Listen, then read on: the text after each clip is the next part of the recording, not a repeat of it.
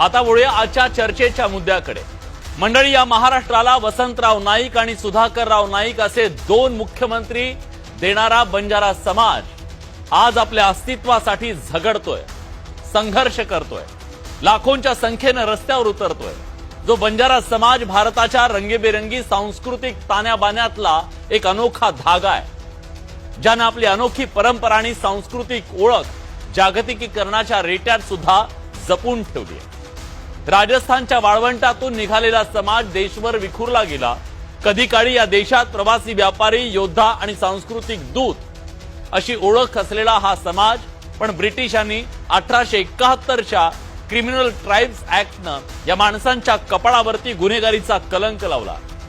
तिथून या गौरवशाली समाजाची दुरवस्था सुरू झाली, जी स्वातंत्र्याच्या 75 वर्षानंतर सुद्धा संपलेली नाहीये। जो समाज आजही गाव खेड्याच्या बाहेर आपल्या तांड्यांवरती गरिबी निरक्षरतेच्या साखळ दंडानं बांधला गेलाय।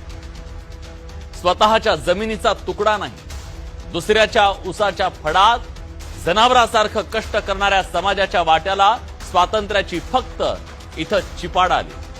40% समाज आजही ऊसतोडी करतोय, पाठीवर संसार टाकून 6-6 महिने स्थलांतर करतोय।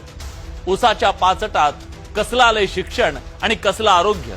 एआयच्या जमान्यात सुद्धा फक्त साक्षर होण्यापुरतं शिक्षण, जगण्यापुरते पैसे आणि डोकं झाकेल एवढं छप्पर अशी तांड्यावरच्या या माणसांची विदारक अवस्था आहे।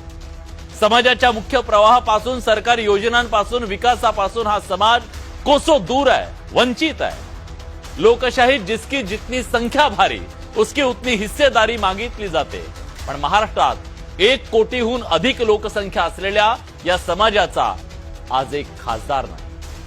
स्थानिक स्वराज्य संस्थांमध्ये फारसं प्रतिनिधित्व नाही, त्यामुळे मागे पडल्याची भावना तीव्र आहे आणि त्यातून निर्माण झाली एक प्रचंड मोठी अस्वस्थता, आणि तीच अस्वस्थता लाखोंच्या संख्येनं आज आपल्याला रस्त्यावर दिसते।